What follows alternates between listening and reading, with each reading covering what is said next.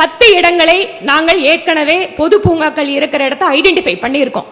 இதுல நீங்க பொது பூங்காக்கள் இருக்கிற இடத்துல எங்களுக்கு இடத்தை மட்டும் அலாட் பண்ணி கொடுத்தால் அங்க இருக்கக்கூடிய நிறுவனங்கள் அல்லது மத்திய அரசினுடைய பொதுத்துறை நிறுவனங்கள் வாயிலாக CSR நிதியின் வாயிலாக கூட உடற்பயிற்சி மையங்களை நாங்களே அங்க ஏற்பாடு செய்து கட்டிக்கொள்கிறோம்.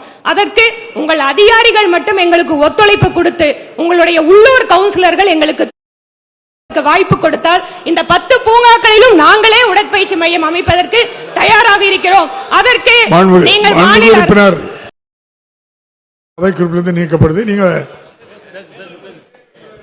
தான் ஒத்துழைப்பு தரணும். அந்த கேள்வி நேரத்தில் என்ன பேசணும்?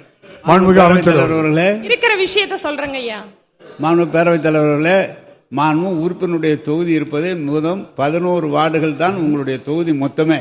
உறுப்பினர் இருந்து கேளுங்க. அந்த 11 வார்டுகள் தான். ஆனால் இப்போது நீங்கள் சொல்லியிருப்பது புதிதாக 10 இடங்களிலே அமைக்கப்பட வேண்டும் என்று கேட்டிருக்கிறீர்கள். நான் உங்களுக்கு ஏற்கனவே மாண்புமிகு முதலமைச்சர் மக்களுடைய உடல்நலத்திலே மிகவும் கருத்தில் கொண்டு அதை உடனடியாக செய்து தர சொல்லி மாண்புமிகு முதல் உத்தரவிட்டிருக்கிறார். எனவே நீங்கள் கேட்ட இடங்களில் இந்த ஆண்டு அதற்கான பொது இடங்களிலே அதை செய்து தரப்படும் என்ற உறுதியை உங்களுக்கு நான் தெரிவித்துக் கொள்கிறேன். அதோடு தமிழ்நாட்டிலே மொத்தம் எந்த இடத்திலும், சென்னையில் கூட இல்லை, கோவையில் தான் 50 ஏக்கர் பரப்பளவிலே செம்மொழி பூங்கா நம்முடைய மாண்புமிகு முதலமைச்சர் அவர்கள் கிட்டத்தட்ட 167.25 கோடி மதிப்பீட்டில் இந்தியாவில் இல்லை, தமிழ்நாட்டில் அங்குதான் மிக சிறப்பான ஒரு பெரிய பூங்கா, அதாவது விளையாட்டரங்கம், பொது கூட்டரங்கம், மக்களுடைய பொழுதுபோக்கு. அது மட்டுமல்ல, தமிழ்நாட்டில் அந்த காலத்தில் என்னென்ன மரங்கள் இருந்ததோ, இந்தியாவில் எந்தெந்த பழமையான மரங்கள் இருந்ததோ அத்தனையும் உருவாக்குகிற ஒரு பெரிய பூங்காவை நம்முடைய முதலமைச்சர் வழங்கியிருக்கிறார். கோவைக்கு